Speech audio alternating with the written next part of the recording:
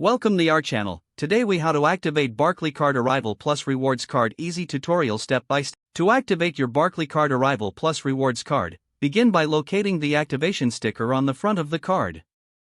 Remove the sticker to reveal the activation code. Next, visit the official Barclaycard website. On the home page, look for the Activate Card option in the menu. Click on that option to proceed to the activation page.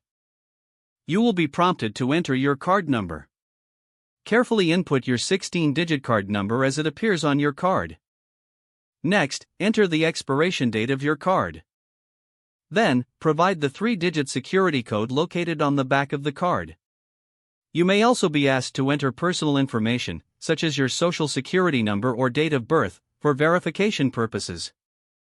Once you have entered all required information, review it for accuracy. After confirming everything is correct, click the Activate button. In a few moments, you should see a confirmation message indicating that your card has been successfully activated. If you encounter any issues, consider calling the customer service number on the back of the card for assistance. After activation, your card is ready to use for earning rewards on your purchases. Remember to set up your online account for easy management of your card and rewards. Enjoy your Barclaycard Arrival Plus Rewards Card benefits. If the page does not load, refresh the browser or try again in a private or incognito window. Make sure you are using the correct email address, then retype it carefully to avoid small typos. If your password is not accepted, use the reset option and create a new strong password you can remember. Check your spam folder for verification or security emails, then complete any requested confirmation steps. Enable two-factor authentication if available to improve account security and reduce unauthorized access risk. After signing in, review your profile details so your contact information and settings are accurate and current.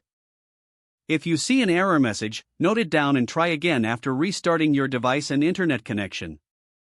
Log out when you finish, especially on shared devices, to keep your account and payment information. If the page does not load, refresh the browser or try again in a private or incognito window.